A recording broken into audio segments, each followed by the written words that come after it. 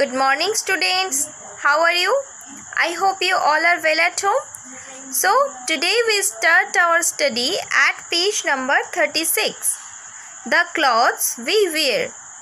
In hot weather, we wear clothes made of cotton. Hot weather में हम cotton के कपड़े पहनते हैं. Cotton cloths allow the body heat to escape. Cotton clothes शरीर की गर्मी को बाहर निकलने देते हैं. Cotton clothes absorb sweat also. Cotton clothes पसीना भी एब्जॉर्ब कर लेते हैं. वाइट और light coloured clothes suit the hot weather because they reflect the heat and keep the body cool. White और लाइट कलर के क्लॉथ्स हॉट वेदर में पहनना चाहिए क्योंकि वे हीट को रिफ्लेक्ट करते हैं और शरीर को कूल रखते हैं. In cold weather we wear woollen clothes. Cold weather में हम वुलन क्लॉथ्स पहनते हैं.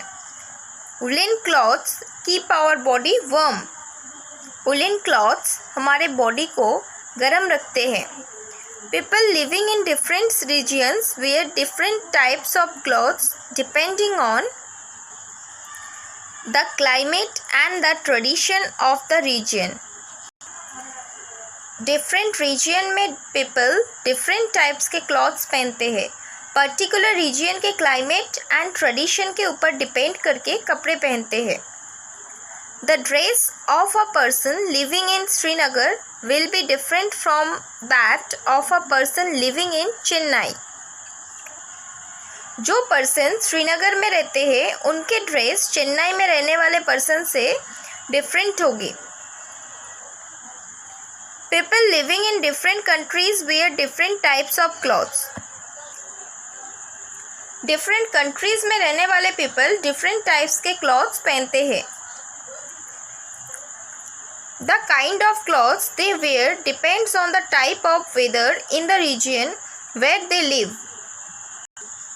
वे जो कपड़े पहनते हैं वे उस रीजन के वेदर के ऊपर डिपेंड करते हैं जहाँ वे रहते हैं. Some of these clothes have become national dresses. In clothes में से कुछ नेशनल ड्रेसेस बन गए हैं. The national dress of an Indian woman is the sari and that of a Japanese woman is the kimono. एक Indian women की national dress है साड़ी और एक जापानीज वोमेन की नेशनल ड्रेस है kimono. People wear special clothes for specific work. People specific work के लिए special dress पहनते हैं. Doctors and nurses wear white coats. Doctors and nurses white coat पहनते हैं. People working in factories wear overalls. जो people factories में काम करते हैं वे overall पहनते हैं. A soldier wears a uniform made from tough material so that it does not tear easily. एक soldier एक tough material से बनी हुई यूनिफॉर्म पहनते हैं ताकि वो easily नहीं फटे. You wear a uniform to school so that you can be recognized as a student of your school. आप स्कूल के लिए एक यूनिफॉर्म पहनते हैं ताकि आप अपने स्कूल के स्टूडेंट के रूप में पहचाने जा सके. Socks and shoes. We wear socks and shoes to protect our feet from dust, heat, cold, germs and worms. हम अपने फीट को dust, heat, cold, germs and worms से प्रोटेक्ट करने के लिए सॉक्स एंड शूज़ पहनते हैं. Walking barefoot can cause cuts.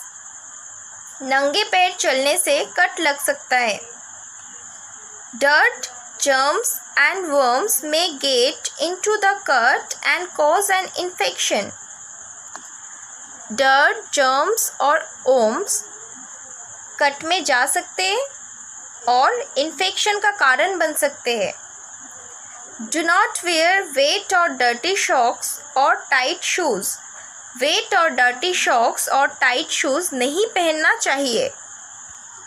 So students, here are some oral questions for you. Choose the correct answer.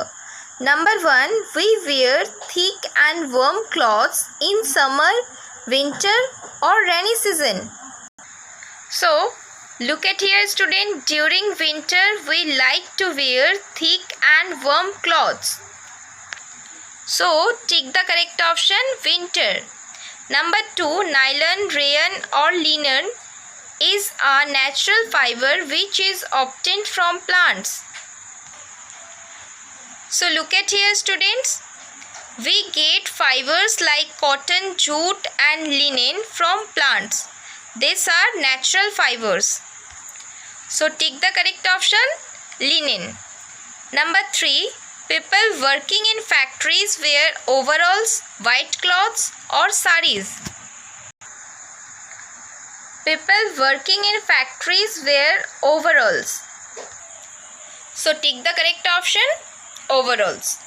Number 4, the national dress of a Japanese woman is sari, kimono or salwar kameez. The national dress of an Indian woman is sari and that of a Japanese woman is the kimono. So tick the correct option, kimono. Care of clothes. We must always wear clean clothes to stay healthy. हमें हमेशा healthy रहने के लिए clean clothes पहनना चाहिए. After washing, the water should be properly squeezed out of clothes to help them dry faster. धोने के बाद कपड़ों से पानी को अच्छी तरह से निचोड़ना चाहिए ताकि वे तेजी से सूख सके. Clothes should be ironed or to look neat. Neat दिखने के लिए कपड़ों को आयरन करना चाहिए. Silk and woolen cloths should be washed in gentle soap.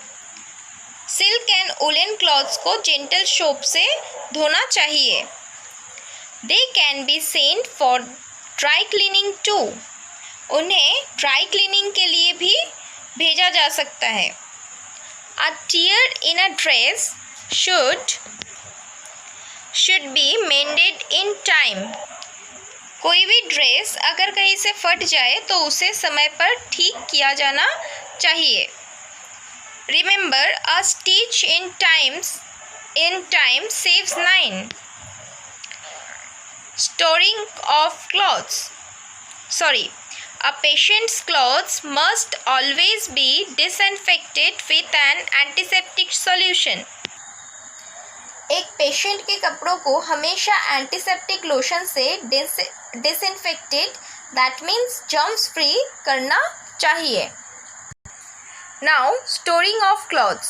Clothes need good care, especially silk and woolen clothes, because certain insects feed on silk and wool.